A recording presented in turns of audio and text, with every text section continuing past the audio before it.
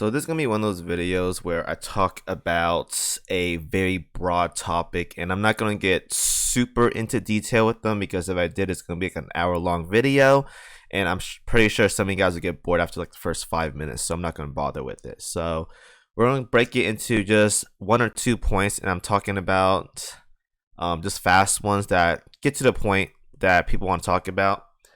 And today's topic is going to be, are CVs or BBs worth investing into long term and early, or early, medium to late durations? All right.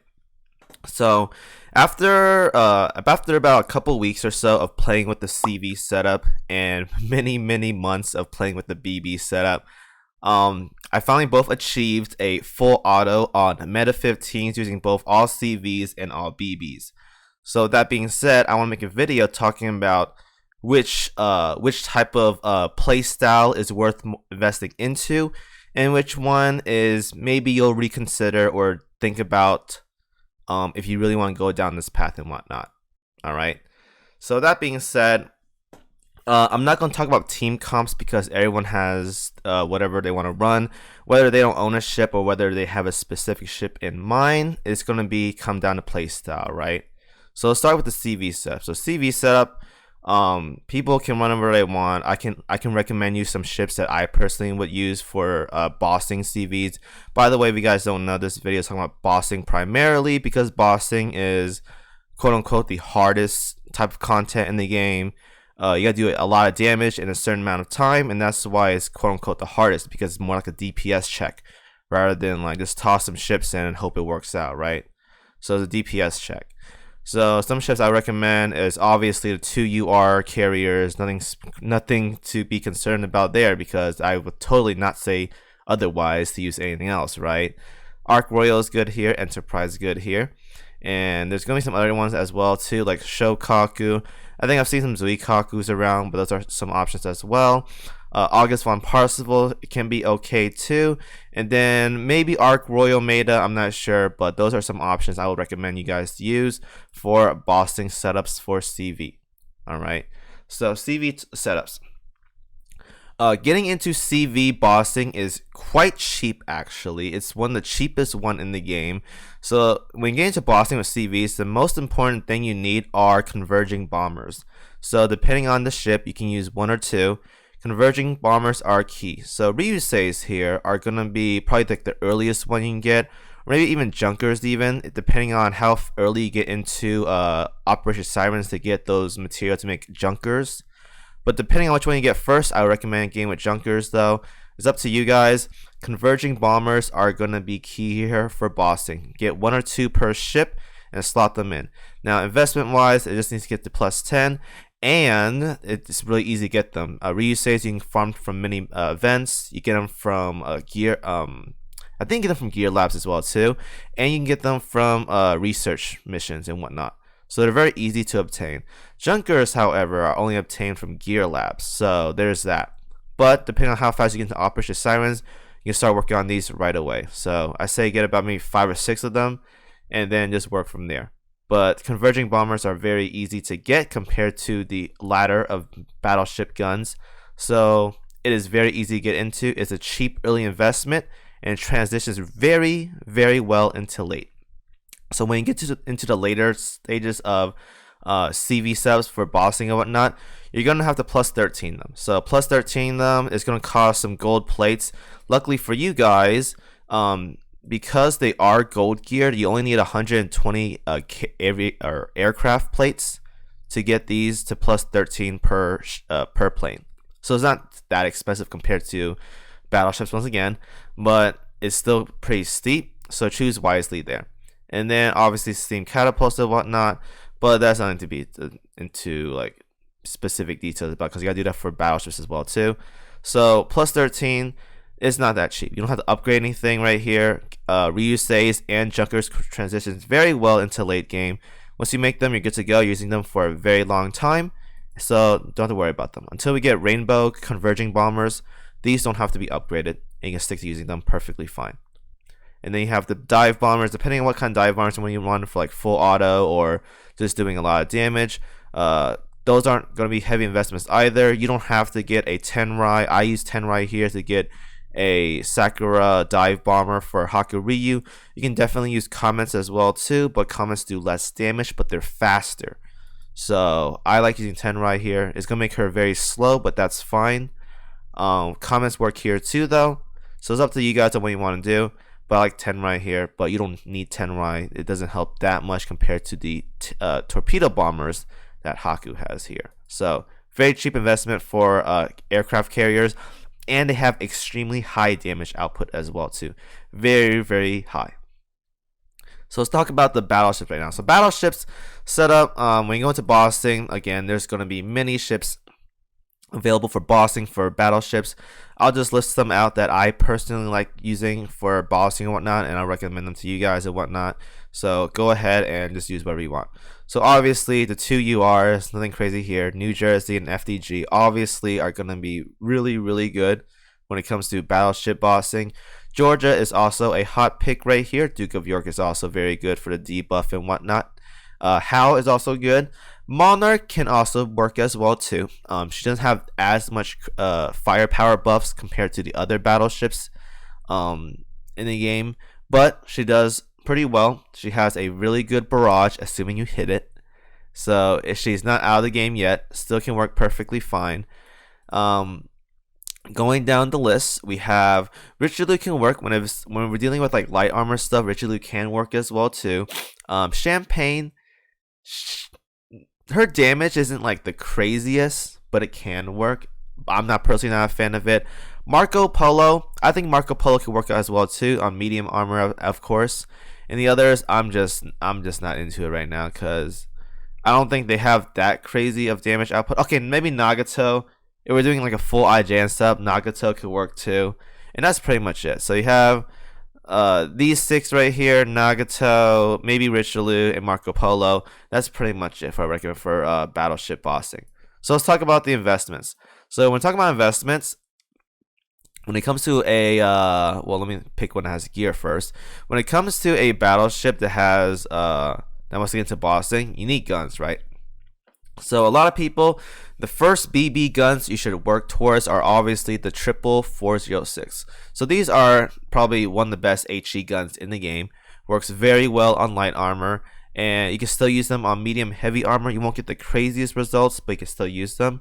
These are the go-to guns for battleships. So these right here are cheap investments. It takes no effort at all. It's purple, meaning the plates to get them to +10 is not steep, and it's very easy to farm. I think it's like 6-3 or something, or 6-2, one of those maps that drops the prints for 406. It is very easy to farm. Very, very easy to farm. So BB subs, obviously, in terms of gear, very easy to get into. Now when we transition to mid-game gear, that's when it's going to get a little bit crazier, just a little bit. Now there's that AP gun in the gear labs that you guys can make if you want AP guns.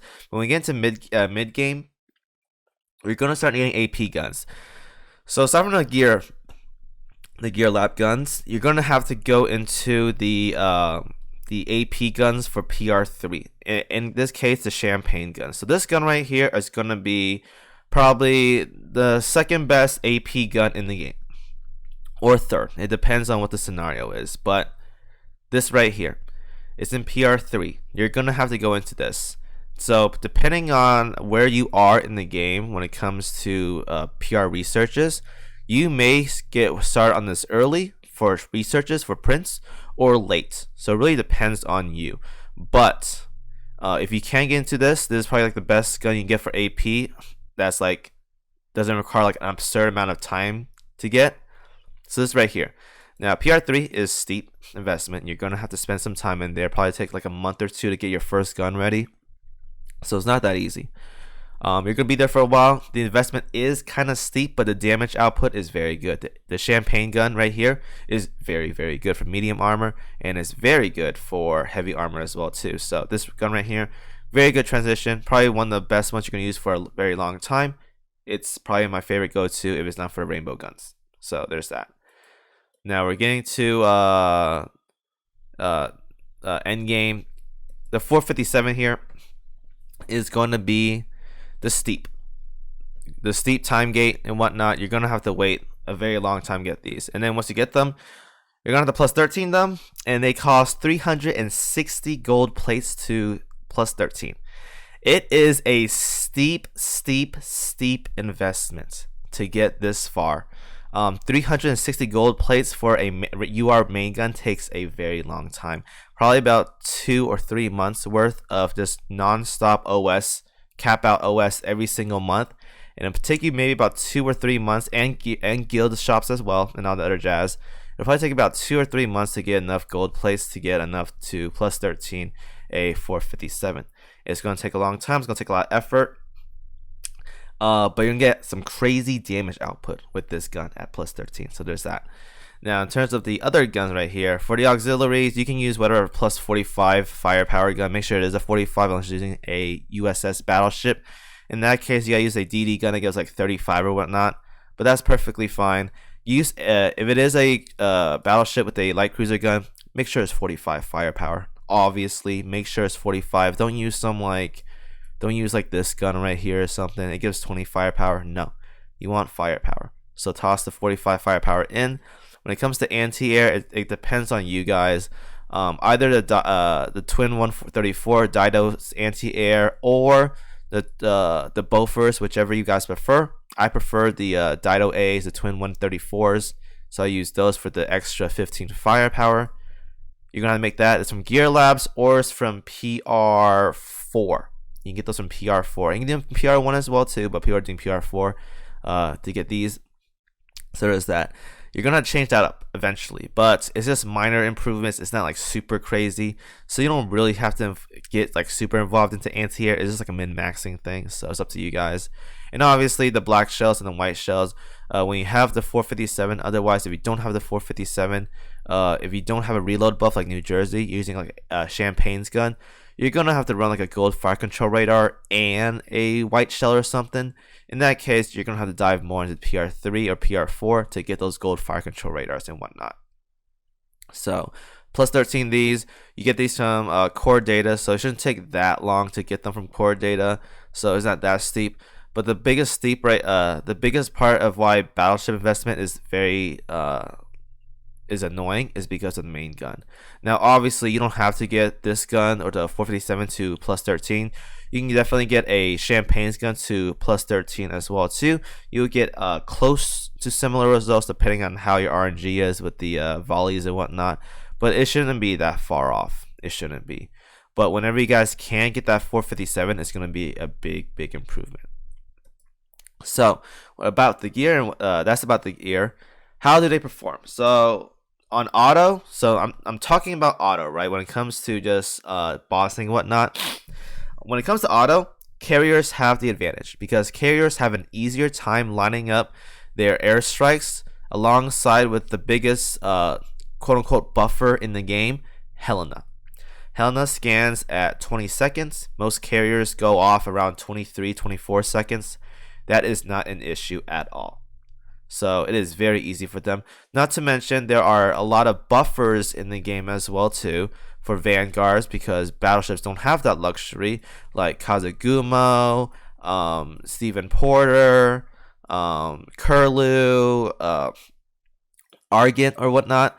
They have a buff called air assist or air rate. What's it called? Air resistance or air raid assistance? Yeah, air raid resistance. That gives 15% more damage for CVs and CVLs. Yeah, they get a free 15% buff on top of that. Not to mention, a lot of the premier carriers in the game nowadays for bossing, like Hakuryu and Shinano, have some sort of like damage modifier. So they Shinano gives a total of 30% aviation to herself from just all of her passives and buffs and whatnot. You're gonna see right here, like there's a 15% right there, increases ship's aviation. She also has another one like somewhere right here too, if I can find it.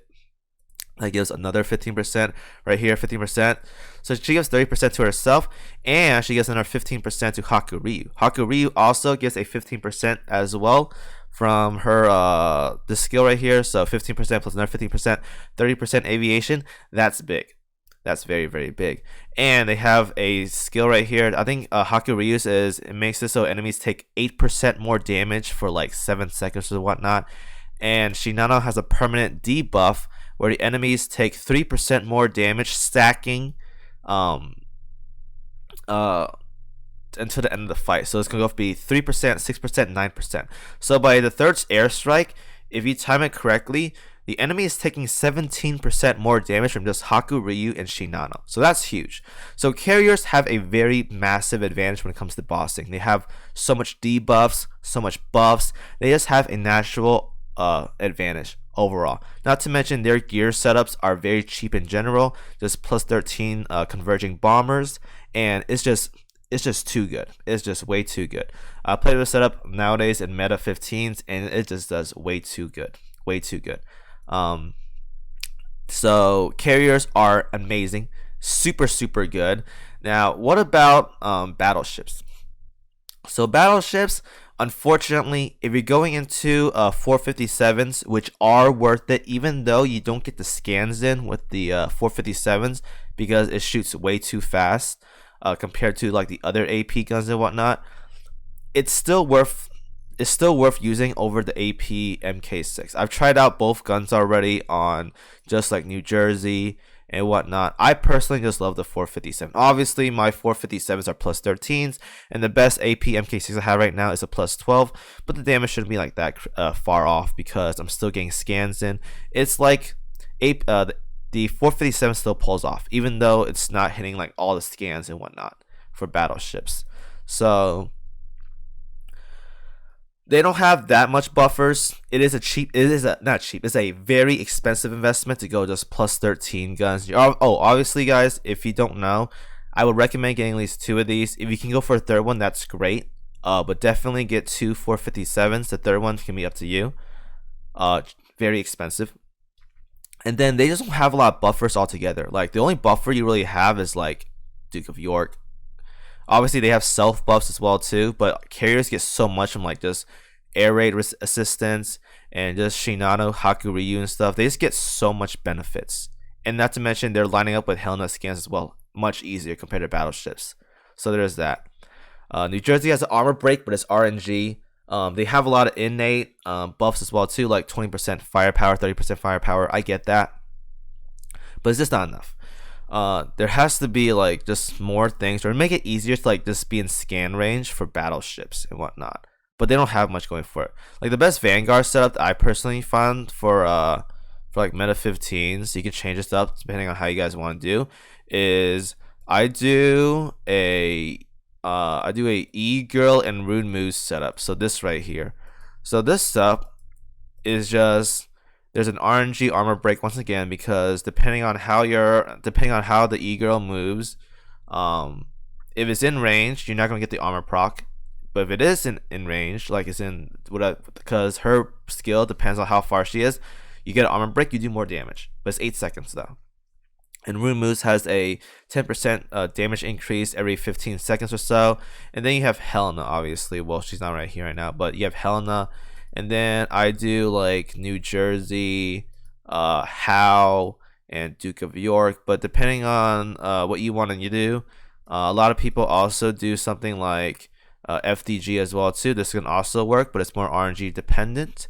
This will also work. There's just not much altogether. Like Helena, the first scan is going to line up. If you run a SG radar on her and you're running 457s, the first scan should work on all 457s. That one's going to do a lot of damage, a lot of damage. But then after that, the damage falls off. So it's hard to line up that. And then Rune Moose just toss out 10% damage whenever she can with her encore and whatnot. And if she slows, great. It makes it even easier to hit.